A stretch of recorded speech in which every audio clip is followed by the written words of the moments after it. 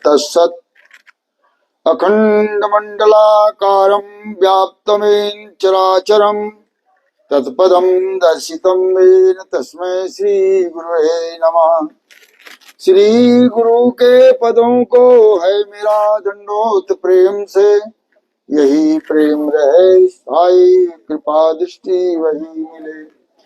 यस्मात् जातं जगत् सर्वं यस्मिन्नोप्लीयते एनेदं धार्यते च तस्मै परमात्मने नमः। परम मंगलमय विश्व परमात्मा परमात्मा स्वरूप तत्वदर्शी सदगुरु को प्रणाम करते हुए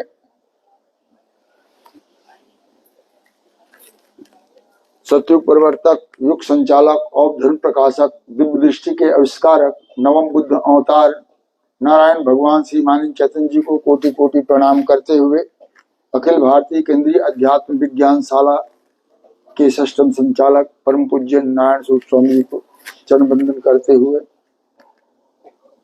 उपस्थित आत्म सज्जनों, भक्तिमती माताएं और आत्मरूप सज्जनों, हम सबका परम सौभाग्य है कि हम जिस परमात्मा को देखने के लिए लोग कहां कहां लाइन लगाए हैं, हम सब इस विद्या में आने के बाद में हम सबको पता चल रहा है कि उस लंबे लाइन से निकल करके इस स्थान तक पहुंचे हैं। ये सबको मालूम है। हमारा जो धर्म है, वास्तविकता में जो धर्म पहले भी था वो तो है, परंतु तो आज जो हमारा जो व्यवहार है, तो व्यवहार ही सबसे बड़ा धर्म है और सेवा ही सबसे बड़ा कर्म है और तत्व ज्ञान ही सत्य ज्ञान है और औधर्म आस्तिक अनुभूति जो है ये पक्का निश्चय होना चाहिए। और उस आस्तिक में आस्तिकवान जो हमारे परम आदरणीय नारायण स्वरूप स्वामी जी है, जो षष्ठम संचालक विज्ञानशाला के, उनके द्वारा हमें, उनका तो ये उनका जन्म सिद्ध अधिकार जो था उनको मिला है, परंतु हमें इस स्थान पर बैठ करके अपने आप को देखने के लिए ये सौभाग्य हमें प्राप्त हो रहा है कि हम कैसे चले, कैसे बोले, कैसे खाए, कैसे रहे हैं, इसके लिए। तो ये भगवान नारायण चैतन्य जी ने हमें ये सर्वांग योग दिया और ये सर्वांग योग प्राप्त होने के बाद, हमें इनका अनुभव होने के बाद यदि हम घर में हैं, सोए हुए हैं, तो यही हमारी कलयुग है। इस सर्वांग योग को प्राप्त करके यदि मान लो हम घर में यदि सोए हुए हैं, तो यही हमारा कलयुग है, कलयुग और कुछ नहीं। और जाग गए तो यही त्रेता है और उठ खड़े हुए तो यही द्वापर है। और ये सर्वांग योग का यदि हम प्रचार प्रसार में लग गए तो समझ जाओ यही हमारे लिए सतयुग है। अब कहाँ जाए प्रचार प्रसार करने के लिए? जब ये विद्या प्राप्त हो गया तो हम अपने घर से शुरू करें। अब अपने घर में तो समझे पूरा अंधेला छाया है, बाहर हम प्रकाश करने चाहते हैं, बाहर हम प्रकाश करना चाहते हैं और हमारे घर में पूरा अंधेला है। हम विज्ञानी होकर के भी दुनिया भर का समझे नहीं, झाड़ा फूके अंतर मंत्र सब प्रकार के समझे ना लगा हुआ है। तो हम ये विद्या प्राप्त करके तो हम ही तो खुश सोए हैं और हम ही कलयुग में।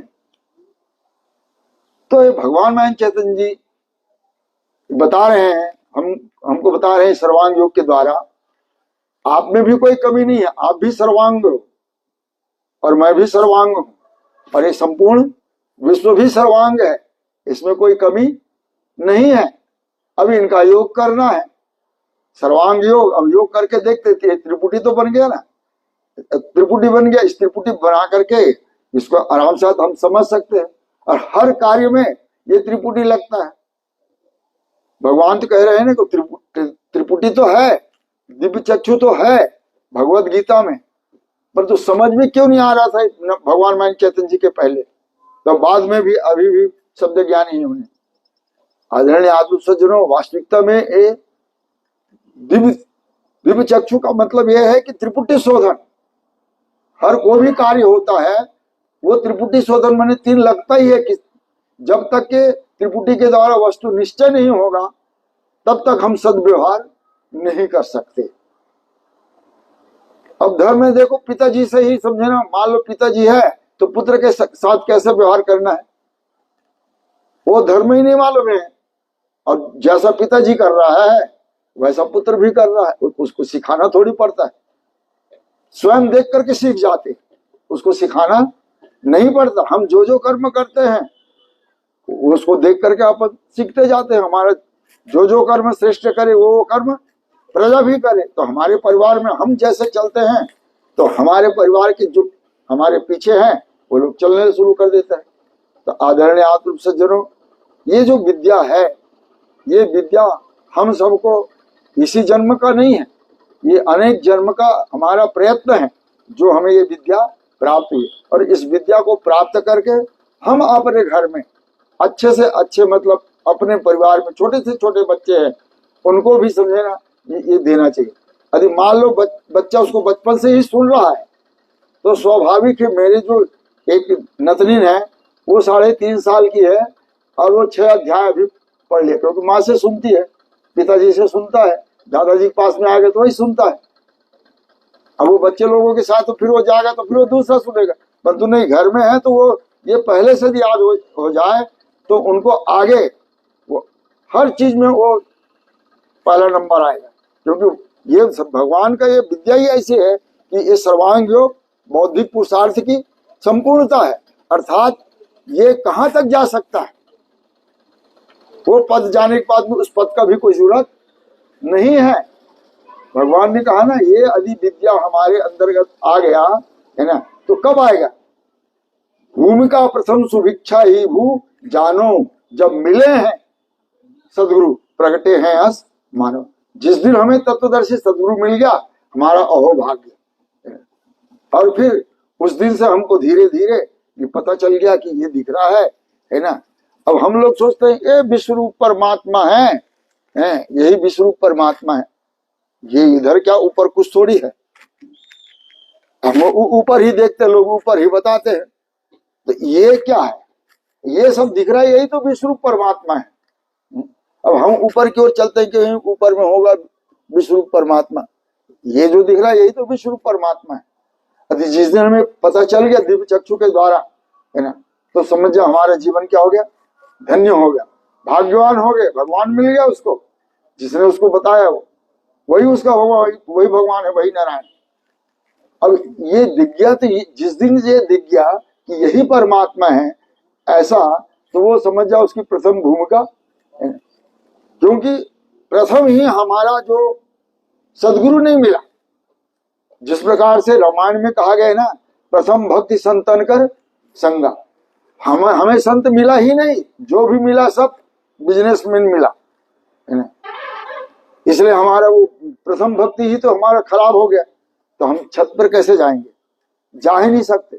भगवत गीता भी यही कह रहा है, आचार्यो उपासनम सोचो स्थैर्यम स्व आत्मनिग्रह। हमें वो आचार्य ही नहीं मिला जिसके पास बैठ करके हम कुछ उपासना कर सके। अब मैं कौन हूँ, ये दिखता हुआ क्या है, इनके साथ मेरा क्या संबंध है, यही नहीं जान पाए, तो हमारा प्रथम भक्ति ही गड़बड़ हो गया। तो अब आगे की जितने भी सीढ़ी होगा वो सब बेकार ही जाएगा, बस वो मात्र विद्वता रहेगी। तो आदरणीय आत्म सज्जनों, जब ये विश्व का रूप ही विश्व परमात्मा है ऐसा दिख गया और हमें मालूम हो गया, जिसको हम अनेक जन्म तक खोजते रहे और मिल गया, तो इसी को जो कहा गया है कि ऋषियों मंत्राधिष्ठान है ना, जो प्राप्त कर लिया है ना। प्राप्त कर लिया मतलब क्या, ये तो है ही है, परंतु हमें जानकारी में नहीं था, हमें जानकारी हो गई। तो इस प्रथम भूमिका का ही नाम ऋषि है। तो अब इसके बाद में हम धीरे धीरे है ना, फिर विचार सूझे उदय श्रुतिमती का, ये जो श्रुतियों में क्या लिखा है, फिर वो हमारे अंदर में विचार उत्पन्न होता है कि इसमें लिखा है वो कैसा है, हमारे स्वामी जी ने बताया वो कैसा है। यदि हम इसको मिलान करके पढ़ते जा रहे हैं तो हमारे अंदर में क्या होगा, फिर विचार सूझे उदय श्रुतिमती का है विचारना या हुआ मार्ग सदगति का। माने अब हमको जो दुर्गति से बच करके अब कहाँ चलेंगे, हम सदगति की ओर जाएंगे। सदगति है, अच्छे अच्छे कर्म करेंगे तो उसका परिणाम भी अच्छा मिलेगा। तो ये श्रुति स्मृति शास्त्र पुराण जब ये विचार करते जाते हैं तो हमारी अच्छी विकास होती जाती है और हमारे घर में भी सर्वांगीण विकास होता है। ऐसा विकास होता है कि हमारा सारा चीज बचत होता है। दुनिया भर के अनाप शनाप जो खर्च होता है वो सब बच जाता है, तो उसमें हमारे सर्वांगीण विकास दिखता ही दिखता है। तो आदरणीय आप लोग सज्जनों, उसके बाद में जो तीसरी भूमिका है, तो फिर तीजी तनु मानसा स्व आवे, फिर अपने स्वयं में ही ये प्रश्न उत्पन्न होता है, स्वामी जी ने बताया। और ये सर्वांग योग देखने के बाद में तो मैं कह रहा हूं कि 90% समझे ना प्रश्न अपने आप में उत्पन्न होगा और 90% ऐसे ही ये हो जाता है। हाँ, पर शास्त्र की पढ़ते पढ़ते कोई चिंतन करते करते हैं, यदि हमें समझ में नहीं आ रहा है तो वही बात हमको पकड़ में नहीं आ रहा है, तो इसलिए हमें सदगुरु के पास पूछना पड़ता है। अभी हम स्वामी जी से कल चर्चा हो रही थी, ये दिव्य चक्षु और दिव्य दृष्टि में क्या अंतर है। हमारे पास चक्षु कितने हैं, तो देखो 5 बता रहे हैं, हमारे पास चक्षु 2 है, ये 1 और 2 ही चक्षु है, और दृष्टि तो 1 है। वो 2 आंख से देखते हैं, तो हम स्वामी जी ने उदाहरण देके बताया, जब आप एक आंख से 2 किलोमीटर देख सकते हो तो 2 आंख से कितना किलोमीटर देखोगे, 4 किलोमीटर, है ना गुरु जी। ऐसा नहीं होता, वो दृष्टि एक ही है, उतना ही दिखा जाएगा। एक आंख से देखो चाहे 2 आंख से देखो। कहने का मतलब ये है कि जब ये दिव्य दृष्टि प्राप्त हो जाती है तो हमारे अंतःकरण में ही वह समाधान होते जाता है। फिर जब ये तीसरी भूमिका हो जाती है तो उनके अंदर, इसलिए वो तीसरा भूमिका जो है उसको नारद कहते हैं, जो उसकी वाणी रद्द नहीं होती है ना, उसकी वाणी रद्द नहीं होती, अर्थात वो सच ही होता है, क्योंकि उसकी आकाशवाणी, वाणी हमारी नहीं, वो तो आकाश की, हम थोड़ी बोल रहे हैं, वो बोलने वाला कोई और है ना, हम तो माध्यम है, माध्यम हम है, बोलने वाला कोई और है। अब हम कहेंगे कि मैं देखता हूं, मैं छूता हूं, तो ये मैं कह रहा, ये अहंकार है, इसी को तो इस विद्या के द्वारा इस अहंकार को क्या करना है, खत्म करना है। तो आदरणीय आप लोग सज्जनों, फिर ऐसे जब हमारे अंदर ये हमारा ये ज्ञान अपने घर में होते जाता है और जब हमें कुछ पुरुषार्थ हो जाता है तो हम बाहर निकलना चाहते हैं, तो बाहर निकलना चाहते हैं तो घर के लोग बोलते हैं कि कहाँ जा रहे हो, इधर पूरा व्यवस्था करो। तो वास्तविक में उसका भी कहना जरूरी है। अभी हम उसकी व्यवस्था नहीं किया और हम जा करके बढ़िया मस्त धोती वाला कमाए और टोपी वाला खाए, है ना, ये तो सब चल रहा है अभी सब जगह। तो इससे बचने के लिए अपने घर का भी पुरुषार्थ अच्छा से करें, है ना, फिर उसके बाद निकले तो हमें कोई उंगली भी ना उठाए, है। तो ये चौथी भूमिका में आने पर सत्व, अर्थात सत्व से हमारी बुद्धि बनी है, और इस बुद्धि में क्या होती है, आपत्ति आती है, तो हम ना घर के होते हैं ना घाट के होते, दोनों से गए। इसलिए अच्छा से पुरुषार्थ करके हम अपने घर द्वार को अच्छे से पढ़ा लिखा करके यदि इस कार्य में निकलते हैं तो घर वाले भी हमारे आगे आगे से समझे ना, सब प्रकार के तैयारी करके रखता है, तुम्हारा काम नहीं है इधर, आप जाओ उधर। वो पांडे जी को मालूम है, मेरा 2 बैग रहता है, एक बैग बिल्कुल तैयार रहता है, इधर से फिर कपड़ा गया, फिर वहां छोड़ दिया, वो बैग पकड़ा फिर चला। तो इस प्रकार से अपन जब चौथी भूमिका में आ जाते हैं तो ये तीसरी भूमिका के जो व्यक्ति होते हैं वो लोअर क्लास के टीचर होते हैं, जो ऋषि और मुनि अपने घर के परिवार के बच्चे को ये शिक्षा दे सकता है। और ये शिक्षा देने के लिए कोई मना थोड़ी कर रहा है, पर तो आजकल तो ऐसा है, जो मैं ये विद्या बताया हूं इसको अपने पति, अपने बच्चे, अपने माँ बाप को भी नहीं बताना, ऐसे भी अभी ये चल रहा है। आदरणीय आतुर सज्जनों, भगवान माया चैतन्य जी कितना खुला मतलब ये रखा है कि अपने परिवार से ही तो आगे बढ़ेगा, हम कहाँ जाएंगे इधर। तो ये धीरे धीरे धीरे ऐसा बढ़ते हैं। तो इस प्रकार से जब चौथा भूमिका में आ जाते हैं, तो जब चौथा भूमिका में आ जाते हैं तो वही सब आचार्य प्रचार सब बनते हैं। इस प्रकार से अपन जब 5वां भूमिका में आते हैं, तो जब 5वां भूमिका में आ जाते हैं तो फिर लय हुआ प्रेम का निश्चय में तब जाने, तब ये विश्व रूप से कैसे प्रेम करना है ना। अपन तो ये तो अभी खुला बाजार है, जितना लूटना है लूट लो, जितना लूटना है लूट लो। परंतु इस बाजार में हम क्या दे सकते हैं ये हमारे पास नहीं है, क्योंकि ये दिव्य चक्षुवान व्यक्ति ये होता है कि यहाँ क्या कमी है और मैं क्या दे सकता हूँ, और ये रहता है कि यहाँ ये जो है इसमें से मैं क्या ले सकता हूँ, ये भाव रहता है। तो हम क्या दे सकते हैं ये हमारे अंदर में भावना होना चाहिए, लेने का नहीं, देने का भावना होना चाहिए। तो इस प्रकार से ये विद्या हम कब दे सकते हैं, जब हम छठवीं भूमिका में चले जाते हैं, ब्रह्म ऋषि में चले जाते हैं। ये विश्व ही ब्रह्म है, विश्व इदम ब्रह्म, ये विश्व ही ब्रह्म है। ये ब्रह्म है, कब से है, कहाँ है, कैसा है, किस प्रकार है, इसके बारे में कोई नहीं जान सकता। जो बताते हैं उसी को हम समझ जाते हैं। अनादि सबका स्वामी जो अजन्मा मुझे लगे, मनुष्यों में वही ज्ञानी पापों से सब मुक्त हो, ऐसा बताया, हम उसी को पकड़ लिए। वास्तविकता में वो अनादि थोड़ी है, वो तो आदि हुआ और अंत भी। उसकी ज्ञान जिंदा है, वो ज्ञान हमारे अंदर आ जाए। आज भगवान में चैतन्य जी का ज्ञान देखो कितना फैल रहा है, धीरे धीरे धीरे धीरे फैल रहा है। आदरणीय आप सज्जनों, इस प्रकार से जब हम ये छठवीं भूमिका जब पार कर लेते हैं, तब एक विशेष विभूति के रूप में आते हैं। तो ये जो विभूति होते हैं वास्तविकता में ये आजकल जो जिसको हम यूनिवर्सिटी कहते हैं, गुरुकुल कहते हैं, उस गुरुकुल में बैठे जो हैं उसके, जिसको वाइस चांसलर कहते हैं, उसको हम क्या कहते हैं, विभूति कहते हैं। वाइस चांसलर को विभूति कहते हैं।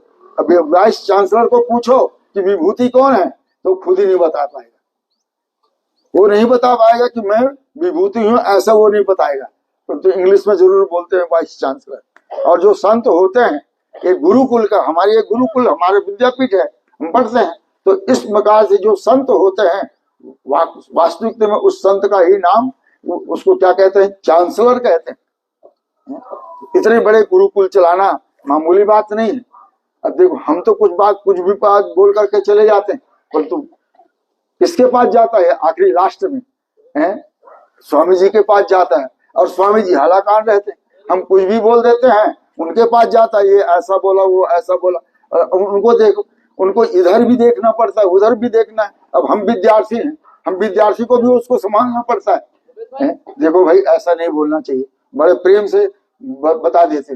तो आदरणीय आप सज्जनों, इस प्रकार से ये साध भूमिका आदि हो गए। तो ये अपने तक है, अपने के लिए है, ये वास्तविकता में नहीं। भगवान कहते हैं वही पुत्र है जो माँ का, ये विद्या जान करके है ना, ये विद्या अपने घर परिवार से लेकर के फैला रहा है।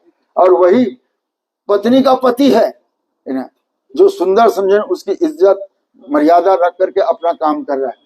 इसलिए कहा उपरोक्त कल्पना तरंगवामती धृतिका अस जाने मायानंद सुसुत माँ पति का। आदरणीय आप सज्जनों, इस प्रकार से ये जो भूमिकाएं हैं अपने मनन चिंतन अध्ययन करते करते आज नहीं तो कल, इस जन्म में नहीं तो अनेक जन्म के बाद में भी तो अपन उस पद तक के जाएंगे, सेवा पद तक। वास्तविकता में सेवा का पद ही सबसे बड़ा पद है। ये बड़े बड़े डिग्रियां प्राप्त हुआ वो नहीं, ये हमें सेवा करने का मौका कैसे मिले है ना। तो ये सेवा के ही लिए ये है, और ऐसे इस प्रकार से हम जानते जाएंगे तब। तो ये संभव किससे है, ये सर्वांग योग से ही संभव है। तो सर्वांग योग के द्वारा यदि हम देखते हैं तो आदरणीय आप सज्जनों, ये भगवान माया चैतन्य जी ने अपने को ये बताए हैं कि सर्वांग योग ही हमारे समस्याओं का सारा समाधान करा सकता है, और जितने भी ये है वो हमारे समस्या ही पैदा करेगा। तो भगवान हमारे कल्याण के लिए देखो उतने बड़े भूमिका से नारायण पद को छोड़ करके हमारे लिए मुमुक्षु बन करके हमको किस प्रकार से प्रश्न करना चाहिए, कैसे बोलना चाहिए, वो खुद बता रहे हैं कि श्री गुरु के पदों को है मेरा दंडवत प्रेम से, और यही प्रेम रहे स्थायी कृपा दृष्टि वही में। स्थायी मतलब है सनातन, और स्थायी मतलब ये टेम्पररी जितने भी है ये जो बदल जाता है, परंतु स्थायी कभी बदलता नहीं है। अभी स्वामी जी ने बताया ये कब से जीव है, वो तो सनातन है। ये विद्या कब से है, ये भी सनातन है। ये विश्व भी कब से है, सनातन है। अब ये सनातन के लिए देखो अभी कितने बड़े बड़े समझे संसद में जा करके कितने सब हल्ला हो रहा है। तो आदरणीय आप सज्जनों, ये विद्या सिर्फ भगवान मानव चैतन्य जी की जिसको प्राप्त हो गया है वही इस रहस्य को जानता है, और जानने के बाद अपना काम भी है। तो इस प्रकार से जो श्रुतियों में तत् कहा गया वह क्या है, जो त्वम क्या है वो क्या है, असि कहा है वो क्या है ना। ये प्रश्न क्या है, वास्तविक में असि कहा जिसे वो क्या ध्यान में बैठता नहीं। तो अपन आंख से देखते हैं तो ध्यान में बैठता है क्या, नहीं बैठता। कल ही तो बताया ना, वो हमारे आंख में चश्मा लगा है फिर भी ध्यान में नहीं बैठता, वो ढूंढते हैं। तो भगवान बता रहा है इसे हाथ लगा देखो, है ना, तब वो ध्यान में आता है। तो इस प्रकार से इसको समझने के लिए भगवान मैं चैतन्य जी बता रहे हैं कि समाधान नहीं स्थायी वो कैसे मुझको मिले, कहे तत्श्रुति वो क्या क्या है तुम रहता कहाँ, असी कहा जिसे वो क्या ध्यान में बैठता नहीं। और देखना उसको कैसे जो देखे वह कौन है, जानना चाहता हूँ ये यथार्थ मुझको कहे, मैं जानना चाहता हूँ ऐसा। तो भगवान कहते हैं कि यह प्रश्न मुमुक्षु का सुन के श्री गुरु कहे, लक्ष्य सिद्धांत का जो सो निश्चार्थ स्वरूप, यही विज्ञान की रीति साक्षात्कार स्वरूप का, इसी का बोध होने से दृढ़ निश्चय है मिले। जड़ चैतन्य की ग्रंथि छूटने का सुमार गए, अधिष्ठान सामने रखना भूलना नहीं। बतासा नहीं तो कोई भी चीज रख लेते हैं, परंतु बतासे से जो सरलता से अनुभव में आता है वो अन्य पदार्थ से उतना सरलता से नहीं आता। तो इस प्रकार से भगवान हमें बतला रहे हैं ये जड़ चेतन की ग्रंथि नहीं है, परंतु हम स्वयं ही ऐसे मान लिए। शास्त्रों में लिखा गया जड़ चैतन्य की ग्रंथि छूटने का सुमार गए, बतासे अपने आगे रखना भूलना नहीं। फिर सूक्ष्म दृष्टि से देखना, विचार के दृष्टि से देखना बोध के लिए, और ये में बोध होते ही मुक्ति है ब्रह्मजाल से। जो भ्रम जो होता है हमारे चित्त में होता है, और जब हमारे चित्त में हो गया तो हमारा सारा काम गड़बड़ होगा। इसलिए ये चित्त में बैठना चाहिए। तो चित्त में बैठाने के लिए भगवान बता रहे तीसरे अध्याय में, ये स्वरूप वस्तु का देखो देखा सो क्षर जानना। ये देखो इधर हम क्षर नहीं बोल पाते, क्षरण हो रहा है इतना तेज गति से। अब भरी है मध्य में इसके अक्षर ब्रह्म मिठास, जो मिठास है इसमें कोई परिवर्तन नहीं हो रहा है, वो ज्यों का त्यों जैसा है, परंतु इसके बाह्य स्वरूप में परिवर्तन हो रहा है। हम कब से हैं हमें खुद ही पता नहीं, हम कब से हैं खुद ही पता नहीं, कब तक रहेंगे हमें खुद पता नहीं। परंतु ये मध्य में मूल में भूत है, गुप्त मध्य में दृश्य है, हुए अंत में फिर अव्यक्त, या ऐसी थोड़ी रहेंगे हैं? ये तो जानने के लिए, ये देखो ये विश्व रूप जो पुरुष है ये अन्न के रूप में आया और फिर अन्न से आकर के उठा और सब प्रकार की चार खाने की 84 लाख योनि बन करके भी उसमें श्रेष्ठ मनुष्य बना। और मनुष्य जो बना, ये मनुष्य तो फल है, पर इस फल में जो बीज होना चाहिए वो बीज तो सड़ा गला है, तो कैसे आगे बढ़ेगा। ये भगवान मान चैतन्य जी ये बीज दे रहे हैं कि ये बीज लग जाने के बाद में तुम हजारों बार जन्म मनुष्य शरीर धारण करते रहोगे, तो ये बीज स्थायी है और आपका ये सतयुग का विकास होता रहेगा। इस प्रकार से भगवान मान चैतन्य जी हमको ये बतला रहे हैं। आदरणीय आत्म सज्जनों, इसको हम देखते हैं तो इसमें क्षर में अंग है 8, तो हमें दिखाई देता है क्या? नहीं दिखाई देता। ये तो सदगुरु की युक्ति तरीका है जिससे हमें पता चल रहा है। अपने में 8 अंग है, प्रकृति में 8 अंग है, मिलान करके देखते हैं तो हमारे पास साधन है, आंख है, नाक है, कान है, त्वचा है, जीभ है, नासिका है, मन है, बुद्धि है, और इनके मिलान करके 8वां स्वयं जीव जान जो है, मैं देखता हूँ, मैं चलता हूँ, मैं बोलता हूँ, ये मैं है, ये मैं ही कह रहा है, इसलिए इसी का ही तो गला कट रहा है। अहंकार तो इसी में, वास्तविकता में हमारे अंदर में वो तत्व ही कार्य कर रहा है, इसलिए मैं कार्य नहीं कर रहा हूं। तो ये तत्व कैसे कार्य हो, भगवान चौथे अध्याय से बता रहे हैं। अपनी आंखों से देखो दिखता है पदार्थ से, ऐसे ही विश्व में सारे रूप का दिखना भरा। ये रूप जो दिख रहा है वास्तविकता में रूप ये गुण है, और जो ये रूप गुण है वो हमारे आंख में जो अग्नि का ये है वो हमारे आंख में प्रकाश बन करके बैठा है। और अग्नि वास्तविकता में ये जो रूप है ये बदल जाता है, परंतु हमारे आंख जब से ज्यों का त्यों जैसा का लगा हुआ है, ये अक्षर है और ये रूप क्षर है, और अग्नि कारण पुरुषोत्तम है, और जो अग्नि का भी लय ये विश्व वस्तु में है। इस प्रकार से स्थूल सूक्ष्म और कारण और महाकारण, महाकारण ये जो वस्तु है वो है। इसी प्रकार से हम इसे हाथ लगा के देखते हैं, आता स्पर्श ध्यान में ये स्पर्श सब जगह है। ये वास्तविकता में वायु तत्व का गुण जो स्पर्श है, वायु तत्व को जानने के लिए क्रियाशील ज्ञानेंद्रिय त्वचा है और त्वचा से ही जाना जाता है। तो ये जो स्पर्श है वो बदलता रहता है, पर तो हमारी त्वचा तो ज्यों का त्यों लगा हुआ है। तो ये अक्षर है और जो इसमें जो वायु है वो कारण है। और ये विश्व वस्तु क्या है? ये वास्तविकता में विश्व वस्तु है। तो स्थूल सूक्ष्म कारण, इस प्रकार से हम पांचों ज्ञानेंद्रिय का, इसमें भगवान बता रहे हैं, इसमें शब्द है स्थायी बजा के कान से सुनो। तो ये जो शब्द है ये तो बदलता रहेगा, परंतु शब्द के सुनने वाला जो स्रोत शक्ति कान है वो तो अक्षर है। ये अक्षर ही गायब हो गया तो शब्द भी पता नहीं चलेगा। तो इस प्रकार से जो शब्द है और स्रोत शक्ति है और जो ये स्पेस आकाश है, ये तो स्पेस आकाश है वो कारण है, और जो हमारा जो चक्षु है वो अक्षर है, और ये जो शब्द है ये बदल रहा है, ये अक्षर है। इस प्रकार से ये विश्व वस्तु का उसका एक अंग। इस प्रकार से भगवान बता रहे हैं, इसको जीभ से लगा देखो वस्तु में कुछ स्वाद है। यदि हम कहेंगे कि इसमें स्वाद है तो पता कैसे चलेगा? नहीं, भगवान कहते नहीं, जीभ से लगा के देखो, जीभ से लगा के देखो, जो अनुभूति होगा वो रस, जो ये रस बदलता रहता है। वास्तविकता में हमारे जीभ में जो रसनम शक्ति है वो अक्षर भाव जो पता करता है अक्षर का, तो रस बदलता रहता है। इस प्रकार से जल है वह कारण है और ये विश्व वस्तु महाकारण है। ऐसा स्थूल सूक्ष्म कारण और महाकारण। अब इसमें भगवान कहते हैं नाक से सूंघ के देखो गंध है इसमें भरा, इसी रीति लखो सारे दृश्य में गंध भी रमा देखो इसमें भी है। तो ये जो गंध है क्षर है, और गंध के सूंघने वाला हमारे नाक में घ्राण से जो है वो अक्षर है, और ये जो पृथ्वी है वो कारण है, और ये पांचों मिलकर के ये विराट जो शरीर दिख रहा है ये वस्तु है।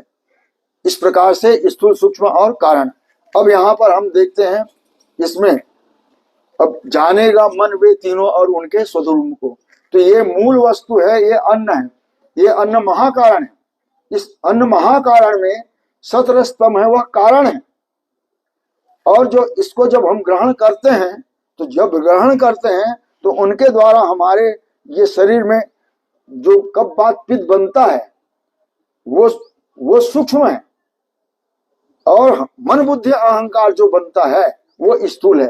तो ये मन बुद्धि अहंकार बन के जो कार्य हो रहा है वो किसी से छिपा, सबको दिख रहा है क्या होना चाहिए और क्या हो रहा है, ये सबको समझ में आ रहा है। परंतु जब तक से कब्बात बने पित्त वेग से कूदने लगे और इसी से स्थूलता पाई स्वरूप बोध के लिए, और मन बुद्धि अहंकार बन के कार्य है करे। ऐसे अखंड मंडलाकार छर रूप खिला करे संपूर्ण विश्व की लीला अन्न से हो रहा है, और ये अन्न ही तो विराट है। और ये विराट बढ़ करके देखो, अब अपने आप को विराट बनाना है तो कैसे बनेगा? हम 3.5 हाथ के ही हैं, इसलिए हम 3.5 हाथ के लिए काम करते हैं। जब हमारा शरीर विराट हो जाएगा तो हम विराट के लिए काम करेंगे, हमारा मन विराट होगा तो विराट के लिए काम करेंगे, हमारा बुद्धि विराट होगा तो विराट के लिए काम करेंगे, हमारा सोच छोटा है तो हमारा काम भी छोटा होगा, अपने व्यक्तिगत के ही काम करेंगे। तो इस प्रकार से जब ये विराट हो जाएगा तब समझ में आएगा वास्तविकता में ये जो विश्व दिख रहा है ना, यही अक्षर है।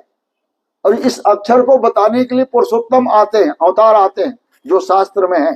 परंतु शास्त्र में तो है पुरुषोत्तम, परंतु यहाँ कौन पुरुषोत्तम है? अब यहाँ तो बताने पड़ेगा ना भाई, व्यवहार में भी तो दिखना चाहिए। अब यहाँ हम सर्वांग योग पढ़ते हैं, यहाँ कोई बैठा ही नहीं है, चलो सर्वांग योग पढ़ो। सर्वांग योग हमारे सेंटर बिंदु कहाँ रहे, केंद्र बिंदु कहाँ है, किसमें स्थिर होगा? तो वास्तविकता में जब हम सर्वांग योग पढ़ते हैं तो हमारा तत्वदर्शी सदगुरु यहाँ पर बैठा होना चाहिए, तभी हमारा उस केंद्र बिंदु ठीक रहे। आदरणीय आप लोग सज्जनों, इस प्रकार से अब बुद्धि के विषय में भी देखते हैं तो ये बुद्धि से देखते हैं, है, दिखता है और प्रिय है, अस्थि भांति प्रिय। परंतु इस प्रकार से ये है, दिखता है और प्रिय है ऐसे कहने से नहीं होगा। इसको प्रयोग करके हम तोड़ फोड़ के कितना बारीक करके भी देखते हैं, ये है दिख रहा है और ऐसे डाल दिया तो है दिखता है, हाँ दिखता है। कोई कहेगा नहीं दिखता है, तो नहीं दिखता है उसका कारण भी जानना पड़ेगा, और दिखता है उसका कारण भी जानना पड़ेगा। जब जान जाएंगे तब कहेंगे क्या ये है। ये है का कभी भी रूपांतर नाश नहीं होता है, वो है, ये है ही अक्षर है। इस अक्षर को, क्योंकि भगवान ने त्रिपुटी करके बताया यही क्षर है, यही अक्षर है, यही पुरुषोत्तम है। परंतु ये तीनों का लय इस वस्तु में है। आदरणीय आतु सज्जनों, तो अस्थि भांति प्रिय माने अस्थि मतलब है और दिखती है, वो है, ये तरह तरह के दिख रहा है। जड़ चेतन में देखो कितना 84 लाख योनि में दिख रहा है, ये भांति भांति के, और वो जो है ये दिख रहा है, यही तो काम का, यही तो प्रिय है। तो सब मम प्रिय सब मम बुझाए, सबसे अधिक मनुष्य मुझ भाए, माने मनुष्य ही सबसे प्रिय है, और ये मनुष्य के ही ये ज्ञान के लिए ज्ञान है, और अन्य प्राणी इस ज्ञान को धारण नहीं कर सकता। वो तो अपना प्रकृति नियम के साथ जैसा चल रहा है वैसा चल ही रहा है। तो इस प्रकार से मनुष्य ही, मनुष्य का जो व्यवहार है वही बिगड़ा है। आदरणीय आत्म सज्जनों, तो ये व्यवहार हमें सर्वांग योग हमें व्यवहार सिखाता है। तो इस प्रकार से जब हम जान जाएंगे अस्थि भांति प्रिय, तो सगुण साकार इसी में देखा, निर्गुण निराकार इसी में देखा, पांच ज्ञानेंद्रिय के द्वारा देखा, सगुण साकार देखा, और बुद्धि के द्वारा अस्थि भांति प्रिय निर्गुण निराकार देखा। तो तत्वदर्शी सदगुरु के पास आए तो उन्होंने कहा किसमें देखा, इसमें देखा। तो एक काम करो, इसमें जो सगुण साकार है इसको निकालो, ऐसा अलग निकालो, इसमें मिठास नहीं जाना चाहिए, काम का नहीं जाना चाहिए। तो इसमें काम के भी जा रहे, मिठास जा रहे।